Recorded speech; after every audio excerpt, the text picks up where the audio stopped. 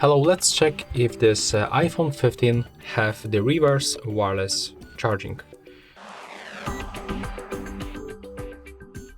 So for sure you can charge this phone by using this wireless charger, and I'm gonna show you.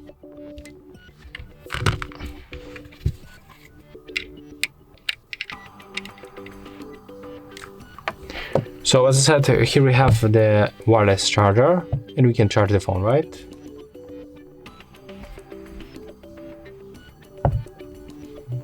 As you can see, it is charging. Here I have the iPhone 15 Plus, and let's see if I put the iPhone 15 like that. Let's see if we can charge the second phone. As you can see, it looks like it doesn't actually have the reverse wireless charging. But I can charge the 15 Plus on the wireless charger. So yeah, that's all for this video. Hope you like it.